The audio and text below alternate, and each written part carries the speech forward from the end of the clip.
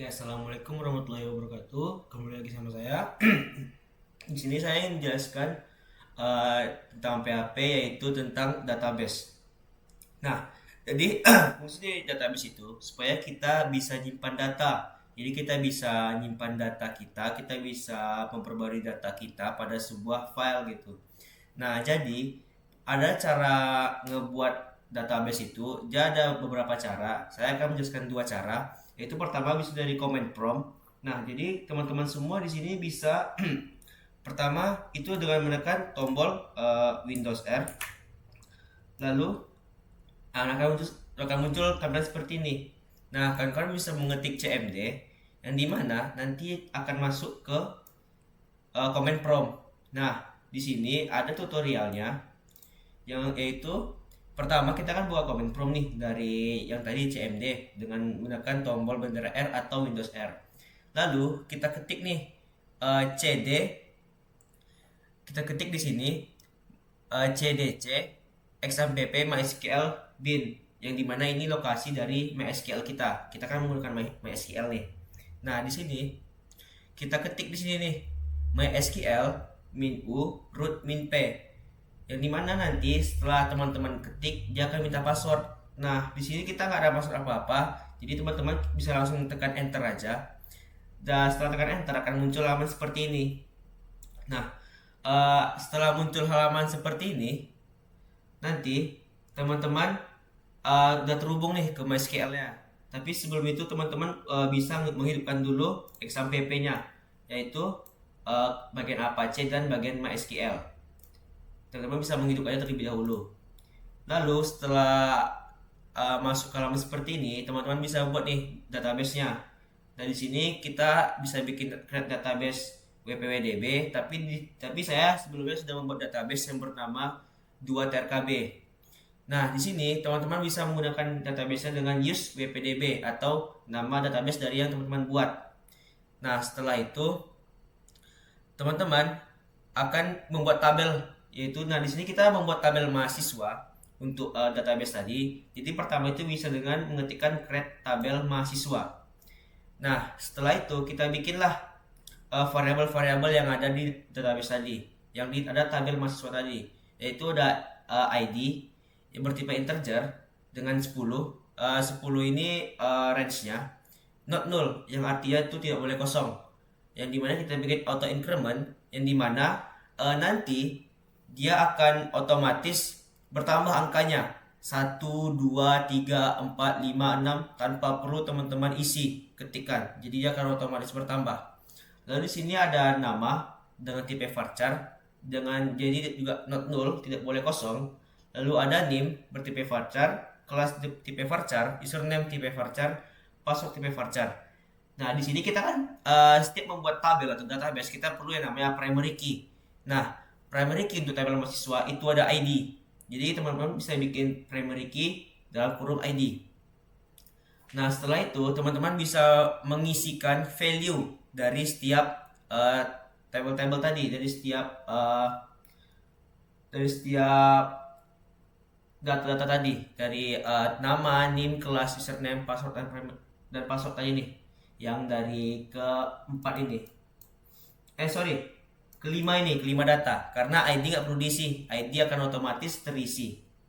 Jadi di sini values-nya bisa diisi sesuai urutan. Jadi kan kita isi nih insert into mahasiswa, nama, name, kelas, username, password. Nah, itu kita isi value-nya itu juga berurutan. Jadi kita teman-teman bisa mengisi terserah apa aja yang mau teman-teman isi, tapi sesuai dengan value-nya. Nama sesuai nama, name sesuai name-nya, kelas sesuai kelasnya, username sesuai username, dan password sesuai passwordnya. Nah, setelah memberi value untuk tabel kita bisa lihat nih semua tabel yang ada di database tadi dengan menggunakan perintah show tables. Nah, akan muncul tampilan seperti ini. Table in wpwldb mahasiswa. Jadi untuk ngelihat isi tabelnya itu, isi tabel dari tabel mahasiswa itu teman-teman bisa dengan mengetikkan perintah select bintang from mahasiswa, yang dimana nanti akan muncul tampilan seperti ini. Nah, di sini ada nama-nama dari value-nya, isi dari value-value tadi. Nah, teman-teman bisa update tabel mahasiswa, yaitu dimana dengan mengetikkan update mahasiswa set nama. Jadi kita bisa mengubah nama, mengubah value-nya dari tabel tadi. Dan juga kita bisa melakukan delete pada sebuah value-nya. Seperti contoh delete from mahasiswa where itu di mana bagian name. Di bagian name 44234 itu di bagian sini. Kita bisa mengubah delete atau tabelnya gitu. Nah, sekarang kita bisa ngecek bagian database-nya. Nah, di sini ada database tadi. Jadi cara kedua buat database itu bisa dengan menekan new. Nah, teman-teman bisa bikin database. Misalnya kita bikin database di sini. Misalnya database itu database percobaan. Nah, kita bisa bikin tabelnya. Misalnya tabel percobaan. Nah, teman-teman bisa buat nih, ngebuat mengisi value-value tadi, mengisi dari tabel-tabel tadi. Jadi, misalnya namanya di sini mungkin namanya itu ada nama, bisa ada kelas, ada name dan password ya seperti tadi username. Jadi setelah teman-teman create, nanti teman-teman bisa mengisi nih seperti bagian sini mahasiswa. Nah, di sini kita kan sudah ada tabelnya nih, ID, nama, name, kelas, username dan password. Nah, di sini teman-teman bisa menginsapkan dari sini langsung. Tapi sebelum kita masuk ke bagian sini, kita pertama seperti yang saya bilang di awal, kita harus mengaktifkan SMPP. Harus start terlebih dahulu. Setelah teman-teman start, teman-teman bisa tekan admin, yang dimana akan otomatis masuk ke bagian sini. Lalu tadi yang saya bilang cara kedua menambahkan value untuk tabelnya itu ada pada bagian insert. Nah, di sini teman-teman bisa menambahkan value untuk setiap data-datanya. Nah, di sini bisa teman isi nama, name, kelas, username, password yang seperti yang kita buat tadi. Dan yang tadi dibuat di comment prompt itu otomatis terhubung ke bagian sini, bagian PHP sini. Nah, untuk ID tadi seperti saya bilang nggak perlu dibuat karena akan otomatis dibuat oleh MySQL-nya karena tadi auto increment. Oke, nah sekarang kita lanjut ke bagian PHP-nya. Di sini ada query PHP, query array.php, query object, query num, menu mahasiswa sama koneksi. Nah, bagaimana sih cara menghubungkan database ke Visual Studio Code kita? Nah, caranya itu pertama, teman-teman mungkin bisa pertama buat file dulu dengan nama koneksi.php, yang dimana kita pertama bisa bikin hostname. Nah, disinilah penghubung antara MySQL dengan PHP kita. Jadi di hostname ini teman-teman bisa bikin localhost, yang dimana misalnya jika teman-teman cek di portsnya ini 3306 itu default, teman-teman tidak perlu bikin angka di sini. Teman-teman cukup bikin seperti ini. Tapi karena port pada MySQL saya berbeda, yaitu 3307, jadi harus ngebuat sesuai dengan portnya. Sini, localhost 3307. Nah, lalu ada username dengan nama root, ada password, dan db2.tkb ini nama dari database kita tadi. Nah, di sini db2.tkb. Nah, lanjut di sini ada connection, yaitu berfungsi untuk mengkonekkan ke database tadi, yang dimana di sini ada MySQL_connect, ada isi berparameter hostname, username, password, dan db. Itu variabel dari yang kita buat tadi. Nah, di sini ada statement if, yang dimana jika kita error saat mengkonekkan ke MySQL kita, akan muncul output gagal terhubung ke MySQL. Tapi jika berhasil, akan menggunakan output berhasil terhubung. Nah, kita lanjut ke query array.php, yang dimana fungsinya ini akan menampilkan seluruh data dari database kita tadi, yang kita bisa lihat di sini. Nah, kita kan udah ada datanya nih, kita bisa tampilkan nih dengan cara pertama itu include connection.php untuk menghubungkan database tadi, yaitu ke sini. Jadi kita nggak perlu lagi bikin dari sini sampai sini nih, dari hostname sampai akhir. Kita cukup bikin include tadi. Nah, di sini ada variable query, yang dimana isinya itu ada connection tadi yang di bagian sini, ada select bintang from mahasiswa, yaitu kita memilih memilih tabel mahasiswa tadi. Nah, di sini kita menampilkan semua data tadi, yang mana itu ada nama, ada name, ada kelas, dan username. Kita bisa bikin seperti ini, print nama dalam array nama, name, kelas, dan username tadi. Jadi kita bisa tengok outputnya di bagian sini. Nah, berhasil terhubung, ada nama, name, kelas, dan username tadi. Lanjut kita ke bagian query object. Nah, di sini sebenarnya sama saja query object, yang dimana di sini ada include lagi connection.php, ada variable query seperti tadi, connection, select bintang from mahasiswa, table mahasiswa tadi. Di sini kita bisa bikin seperti ini, print nama dengan tanda panah nama. Jadi ada dua cara nih untuk dua cara untuk menghasilkan output dari tabel kita tadi. Pertama dengan memakai kurung siku. Kedua, kita bisa pakai tanda panah. Tanda panah nama dari tabel kita tadi, nama dan name. Kita bisa tengok di sini bagian outputnya. Nah, di sini ada nama, ada name. Nah, kita sekarang lanjut ke bagian query num. Jadi fungsinya itu menghitung jumlah data. Jadi gunanya itu menghitung jumlah data pada MySQL kita. Jadi kan tadi kan jumlahnya kan ada dua nih, dua data. Nah, di sini dihitung nih. Seperti awal caranya include connection PHP, kita beri lagi query MySQL connection select bintang from mahasiswa. Nah, di sini ada variable baru nih. Di sini ada variable baru, variable total, yaitu MySQL 6 rows, yang dimana fungsinya ini menghitung rows atau data dari database kita tadi, dari database table kita tadi, yang dimana kita bikin di sini titik variable total, itu hasil penjumlahan dari rows tadi, dari data kita tadi. Kita bisa tengok di sini outputnya. Nah, di sini ada total data yang terhubung itu ada dua. Total data 2, karena kita memang ada dua isi dari data kita.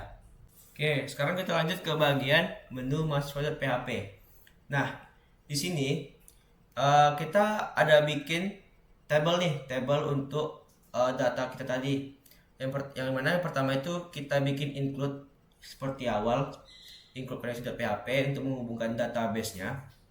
Nah, di sini ada form insert tambah mahasiswa. Nah, di sini itu kita bisa tambah mahasiswa nih, edit langsung pada bagian webnya tadi. Cuman saya belum bikin file insertnya, jadi kemungkinan saya akan bikinnya itu minggu depan. Nah, di sini saya udah bikin table, yaitu center, atau number, nomor, nama, name, kelas, username, dan aksi. Jadi ini seperti, oke, kita bisa tengok aja langsung. Nah, di sini ada nah di sini. Jadi saya bilang tadi, ada nomor, ada nama, ada name, kelas, username, dan aksi. Jadi aksi ini akan berisikan edit dan hapus. Nah, kita lanjut ke bagian selanjutnya, yaitu output dari data kita tadi. Jadi cara itu pertama kita bikin variable baru, variable i sama dengan 0. Lalu di sini kita ada lagi variable query tadi untuk menghubungkan data table mahasiswa tadi. Di sini ada looping while dengan i++. Nah, supaya semua data kita tadi keluar outputnya. Jadi di sini ada table baru, ada tr, yaitu ada berisikan nama, name, kelas, username tadi. Nah, akan muncul nih semua dari data yang telah kita buat. Lalu di sini ada form update. Nah, mungkin kan teman-teman bertanya nih, aksi edit hapus ini apa yang betul-betul bisa? Nah, sebenarnya memang bisa, tapi saya belum ngebuat file untuk mengedit dan menghapusnya. Jadi di sini ada hapus, yang dimana saya akan buat file itu minggu depan setelah praktikum selanjutnya. Nah, di sini saya sudah membuat stylenya, CSS-nya, yang dimana seperti yang kita tahu CSS itu berfungsi untuk memperbagus tampilan dari web kita. Nah, di sini ada body dengan fontnya itu Arial, sans serif dengan background putih, yaitu standar aja agar enak dipandang. Marginnya 0, paddingnya 20 pixel. Lalu di sini ada A itu ada pada bagian sini, tambah mahasiswa, yang dimana kita memakai color warna biru sini. Dan A ini juga ada pada bagian edit dan hapus. Jadi kalau kita misalnya ubah warnanya menjadi merah, lalu kita refresh, akan berubah warna merah pula. Di sini kawan-kawan bisa mengubah sesuai keinginannya.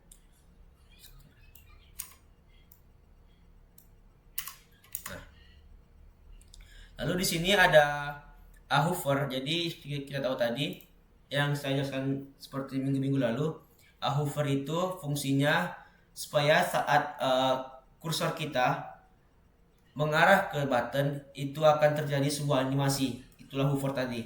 Jadi animasi yang terjadi itu saya buat sini hanya berubah warna saja. Jadi sedikit lebih tua warnanya. Nah, seperti ini. Lalu kita lanjut ke bagian table, yaitu bagian sini table kita tadi, width-nya itu 100% dengan border collapse dengan background warna putih seperti table pada umumnya. Lalu ada border radius 10 px untuk lengkungan border kita. Ini teman-teman bisa mengubah sesuka di teman-teman seperti 5. Nah, tapi biasanya memang standar itu 10. Lalu ada overflow hidden dan box shadow, berfungsi untuk memberikan bayangan, seperti ada bayangan pada tabel-tabel kita nantinya. Lalu ada TH, di mana TH ini ada pada bagian nama, name, kelas username, dan aksi. Yang dimana kita bikin di sini bagian backgroundnya itu warna biru. Lalu dengan color dari tulisan kita itu berwarna putih dengan padding 12 px, dengan teks lainnya itu left, jadi dia akan berada pada sebelah kiri. Lalu ada font size 14 pixel. Lanjut ada bagian TD, itu pada bagian ini. Nah, sini kita pakai padding 100 px sini. Lalu ada border bottom itu 1 px, jadi jarak dari tulisan ke bordernya. Lalu ada font size 14 px. Lalu ada TR mover. Nah, yaitu fungsinya tadi saya bilang, jadi nanti akan berubah warnanya saat kursor mengarah ke bagian tabel ini. Nah, lalu ada ini button mover ini bukan apa. Nah, jadi mungkin segini aja ya dari CSS-nya. Simple aja sebenarnya CSS-nya ini. Tapi teman-teman bisa bikin sesuka teman-teman, karena memang CSS ini sesuai terserah kita aja apa yang kita mau dari hiasan-hiasannya. Oke, nah mungkin segitu aja penjelasan dari saya tentang database tadi. Lebih dan kurang saya mohon maaf. Terima kasih. Assalamualaikum warahmatullahi wabarakatuh. Selamat malam.